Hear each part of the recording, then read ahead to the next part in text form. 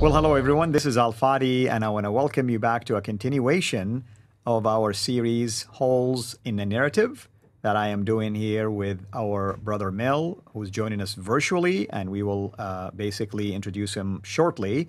And this is really to highlight, as we've demonstrated to you so far in the previous episodes, that the standard Islamic narrative is sketchy at best.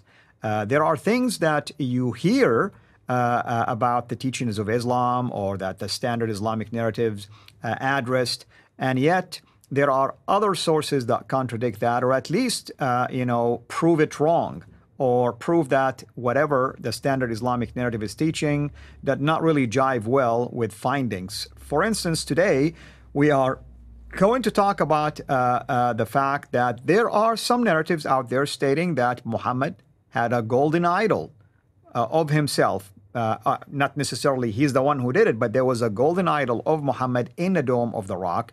And that in and of itself is so damaging because if you know anything about Islam, it's against idols, it's against statues, and so on and so forth.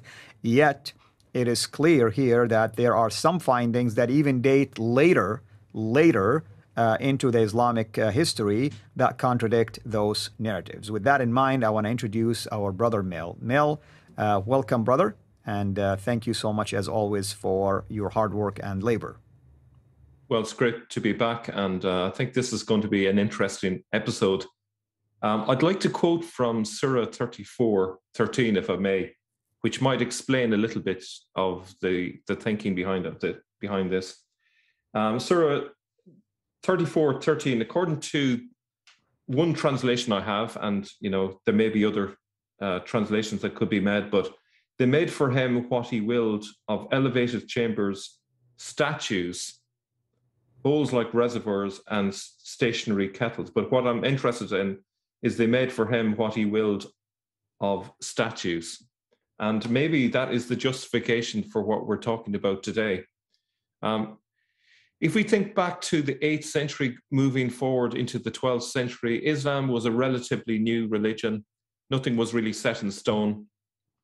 There were CIRAs written. There weren't too much of a clear idea of what was in and what was out in terms of the religion. So it was quite fluid. And if you look at a lot of the sects that you see nowadays, like the Alawites and so forth, you'll see that you get snapshots of what Islam could have been in different areas back in the early days. And what's interesting is that when Islam expanded into Central Asia, the people who converted to Islam brought with them their old beliefs. So, for example, in Afghanistan, that used to be a Buddhist country. And further east as well, there was large areas that were Buddhist. Of course, you had the Zoroastrians in Iran. And if you think about the Buddhists, they would have had no problem with having statues. They would have a statue of the Buddha, of course. And even the caliphs, and we saw this already in the years 700 up to 750, those caliphs had statues in their palaces. So there wasn't a major problem with having a statue per se. So if we draw a line, a spectrum from the caliphs who were happy with statues to those who were formerly Buddhists who became Muslims, you can see that there is a possibility that at least for a certain length of time, it could have been possible that at least a portion of Muslims might have been okay with having statues of Muhammad. Whether they viewed these statues as idols or not is an open question. But I'm going to be looking at two sources today which suggest that they may have had idols of Muhammad. This is not 100% rock solid. All I'm doing is reporting the sources, and our viewers can make up their own mind whether they think the sources are credible or not. So thank you. Let's go to this slide here. Now, there's two sources here, and one source is from a priest, actually, Ralph of Caen, or Caen, if I'm pronouncing it wrong, who's from France. He reports the destruction of an idol of Muhammad found on the Temple Mount in a book he wrote in 1118 about the First Crusade during the period of 1096 to 1195. Just ask you to focus on chapter 129 there. Tancred despoils the temple. So there was a witness account given to Ralph, and he just reports it in his book about the Crusades. And what they found on the Temple Mount is quite incredible. It says that a cast image made from silver sat on the highest throne. It was so heavy that 6 men with strong arms could barely lift it, and 10 barely sufficed to carry it. When Tancred saw this, he said, "Alas, why is this image here which stands on high? What is the purpose of this image with its gems and gold? What is the purpose of this purple cloth? For it was an image of Muhammad, entirely covered with gems, purple cloth, and shining with gold." So that's an incredible report. This really goes against the standard Islamic narrative. Muslims are told that in pre-Islamic times there were idols and those were destroyed. And then from the time of Muhammad onwards, Islam was a religion that was vehemently against having idols. But yet we have that report. I don't know if you want to give your reaction to that. Yeah, I mean, one thing that comes to mind right away, I wonder if we should really research at some point, myself, yourself, your team, Jay, the origin of this prohibition, actually. When did it exactly start? Because we're noticing that there is a lot of progressive, basically, adaptation or progressive development when it comes to prohibitions or acceptance of certain things. For instance, what I mean by that is like, the idea that prophets are, inerrant or immune from error. That's a later development. So you wonder if up until this point, there were statues of Muhammad. It appears that people knew even how to depict him, right? You do not make a statue of somebody unless you know from previous statues or from previous images how he might have looked, for instance, or what is the image that was accepted, if you wish. And if it was indeed at the Dome of the Rock, that's even more damaging, because that's one of those prominent places for Islam and its worship, and it's clearly Islam tries to connect it to Muhammad in a variety of ways. In chapter 17 of the Quran, for instance, in the fact that Muhammad's ascension to heaven came from that place, and so on and so forth. So you wonder if there is any connections between all of those events. Yeah, that's true. And I suppose if people are struggling to accept the idea that it's possible that they could have made statues of Muhammad, just bear in mind that a significant number of people, as I mentioned at the outset, were from Central Asia. Many of them were former Buddhists, so they wouldn't have had any problem. And also there's actual pictures of Muhammad drawn by Muslims from that time as well. So at least that confirms the idea that they were not against the idea of creating images of Muhammad. It's not really that much of a jump from images to statues, because essentially you're only going from a 2-dimensional image to a 3-dimensional image. Unfortunately, my slides have disappeared, so maybe if the team can get... Oh, there we go. Thank you. So this second source is from the Song of Roland, which is a French poem that was begun in 1040 with additions and alterations made up until about 1115. So it's roughly contemporary with this other report.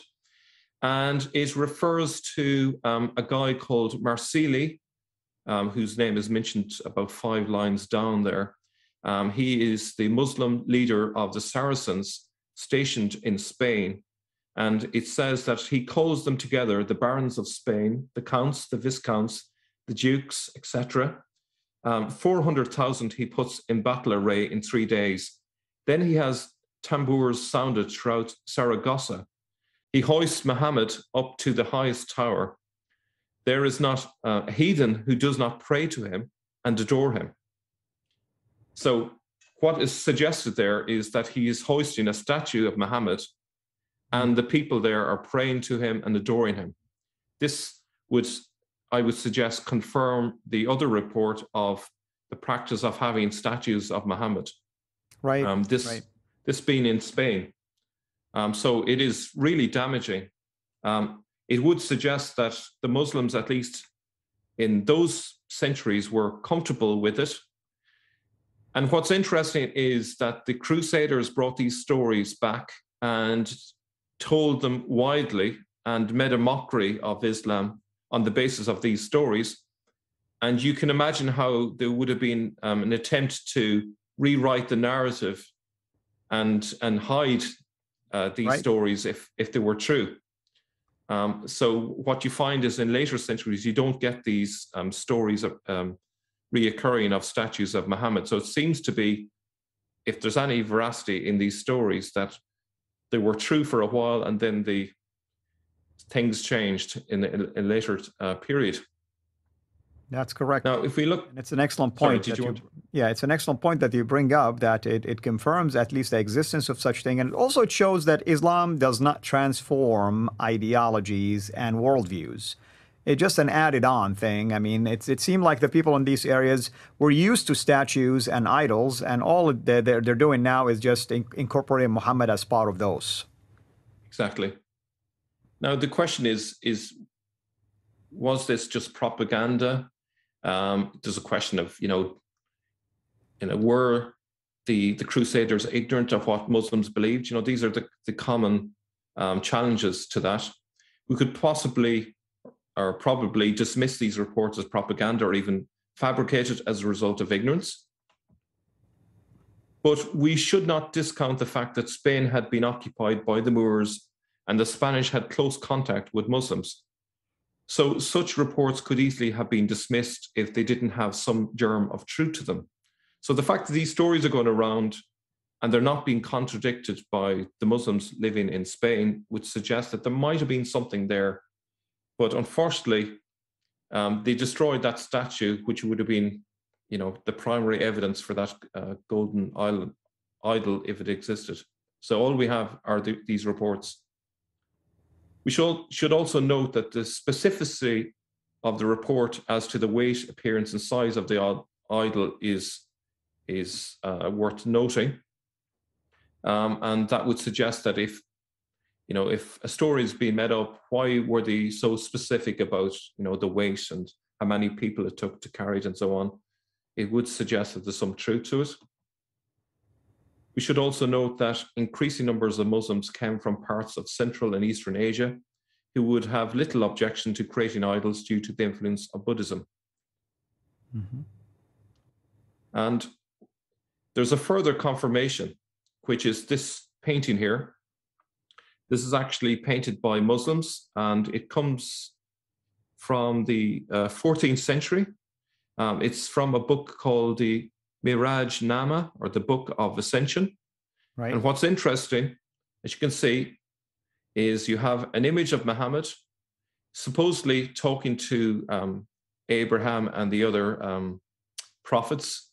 And you can see that it's depicting him inside the Dome of the Rock. And some people have said, well, actually what's happening is this is a human image of Muhammad being depicted. But if you look at the size of Muhammad, and he's not in the foreground, but he's in the background, and you look at the size of the people in the foreground, what's depicted here is something other than a human form of Muhammad. I think it's fair to say that this would fit very nicely with the story of the idol, especially as you can see in its description, the idol was covered with James' purple cloth and shining with gold. And what do you have in the picture but exactly that purple cloth? Right. So there, this is not conclusive by any stretch of the imagination, but it's an interesting contradiction of the standard Islamic narrative, once again showing that the standard Islamic narrative is sketchy. And you can see angelic being next to him. So, who in the world in a human form would have angelic beings? Only Christ, we find out that he has angelic beings who came to serve him. And yet you can see those angelic beings to the left of the photo. And also, like you said, look at the size of Muhammad. He has a halo around his head and so on and so forth. Yeah. And you don't find the halos that I can see, at least, around the head of anyone else there. So correct. They're clearly making a distinction. Now, if you divinize someone, if you make someone into essentially a god by having like a halo, and you're not depicting anyone else in that manner, that suggests that at some level or other you're making an idol of the figure. So I would suggest that there's evidence as I've depicted, 2 Christian sources and 1 Muslim source, and in the next episode we're going to see that in the practice of funerals, there is some evidence that Muhammad was treated like a god, someone that you could pray to on your behalf, to get your prayers answered before Allah. So that would fit in with this idea of Muhammad being treated as an idol. Right. So my verdict, really, looking at all of the evidence, is that considering we have actual images made of Muhammad from that time, it is well within the bounds of possibility that statues could have been made of him too, especially as we have statues of the caliphs in existence. It is, in my view, a credible, if surprising, report. That's right. So. Wonderful, brother. And what would be the next one that we're going to talk about? The next one we're looking at is the idea of the mausoleums in early Islam and how that contradicts the standard Islamic narrative. Wonderful. Thank you so much again, everyone. You've been watching our 1 episodes of our series known as, or we called it, the Holes in the Narrative, and the fact that the standard Islamic narrative is sketchy.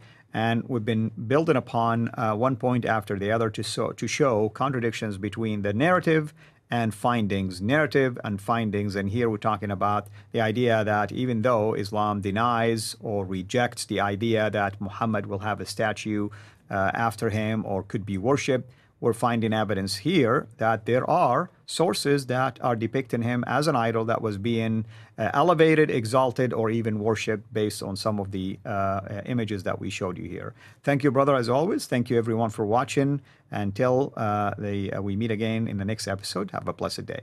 Thank you for watching this video.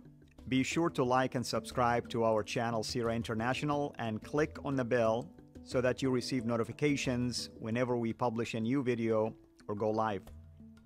I would also like to appeal to you to consider becoming a Patreon patron by clicking the link right below. By doing so, you can give towards the production of these videos. There are also other options for you where you can give to our channel. I thank you from the bottom of my heart.